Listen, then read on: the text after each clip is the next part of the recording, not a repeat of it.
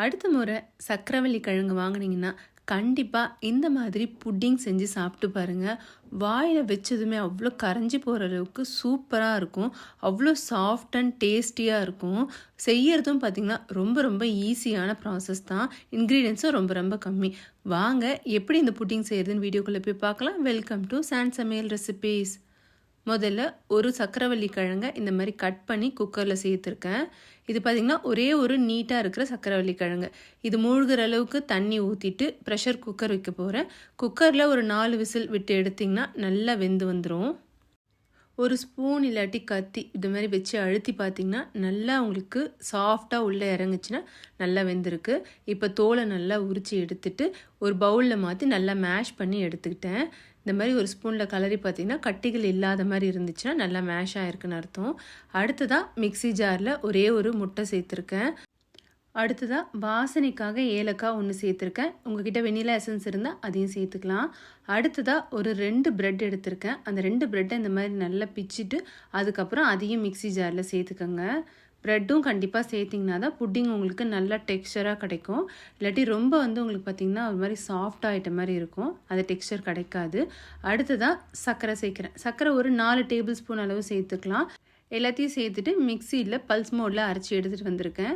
அடுத்ததாக இப்போ வேக வச்சுருக்கிற சக்கரவள்ளி கிழங்கும் இதில் சேர்த்துக்க போகிறோம்.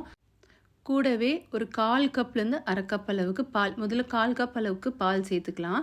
பால் பார்த்திங்கன்னா காய்ச்சி ஆற வச்சுருக்க பால் சேர்த்துட்டு நல்லா மிக்சியில் அரைச்சி எடுத்துகிட்டு வந்திருக்கேன். இந்த மாதிரி நல்லா ஸ்மூத்தாக இருக்கணும். அடுத்ததாக இதை ஒரு சலடையில் சேர்த்து நல்லா ஃபில்டர் பண்ணி எடுத்துக்கலாம். எதுக்காகன்னு பார்த்திங்கன்னா சக்கரவள்ளி கிழங்குல அந்த நார்லாம் இருக்கும், அதெல்லாம் ரிமூவ் பண்ணுறதுக்காக இந்த மாதிரி நம்ம ஃபில்டர் பண்ணிக்க போகிறோம். இதிலே இந்த ஏலக்காவோடைய விதைகள் எல்லாமே மேலேயே தங்கிடும். நமக்கு இந்த பேஸ்ட் பார்த்திங்கன்னா நல்ல ஸ்மூத்தாக இருக்கும். இந்த மாதிரி கலந்து பார்த்திங்கன்னா ரொம்ப ஸ்மூத்தான டெக்ஸ்சராக இருக்கும்.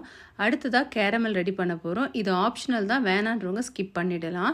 ஒரு கடாயில் 4லேருந்து 5 டேபிள் ஸ்பூன் அளவுக்கு சர்க்கரை, 1 டேபிள் ஸ்பூன் அளவுக்கு தண்ணி சேர்த்துட்டு லோ ஃப்ளேமில் வச்சு நல்லா கலந்து விட்டுட்டே இருந்திங்கன்னா இந்த மாதிரி நல்லா கலர் மாறிடும்.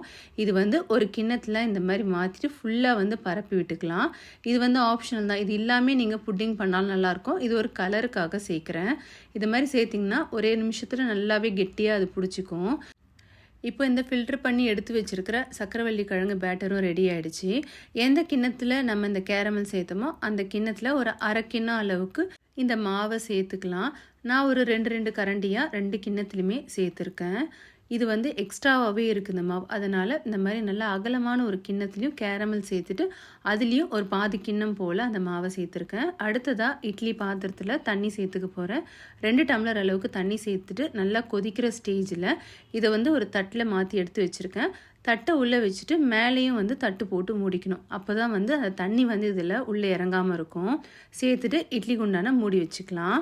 மீடியம் ஃப்ளேமில் ஒரு 20 நிமிஷம் வச்சதுக்கப்புறம் ஓப்பன் பண்ணி இந்த மாதிரி ஒரு கத்தி உள்ளே விட்டு பாருங்கள். ஒட்டாமல் வந்துச்சுன்னா ரெடி ஆகிடுச்சின்னு அர்த்தம். இது நல்லா வெந்து வந்திருக்கும்.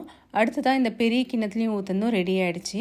ஃபஸ்ட்டு ஓரங்களில் இந்த மாதிரி கத்தி வச்சு நல்லா எடுத்து விட்டுட்டு அதுக்கப்புறம் ஒரு பிளேட்டில் நீங்கள் கொட்டி கவுத்திங்கன்னா ரொம்ப ஈஸியாக இந்த புட்டிங் வெளியில் வந்துடும்.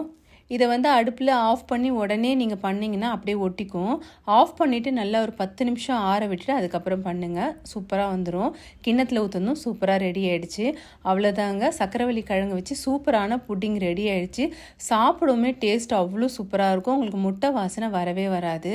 செய்கிறதும் ரொம்ப ஈஸியான வேலை தான். கண்டிப்பாக ஒரு முறை ட்ரை பண்ணி பார்த்துட்டு உங்கள் ஃபீட்பேக் என்னென்னு என்னோட கமெண்ட்டில் ஷேர் பண்ணுங்கள். வீடியோ பிடிச்சிருந்தா ஃப்ரெண்ட்ஸ் அண்ட் ஃபேமிலிக்கு ஷேர் பண்ணிக்கோங்க.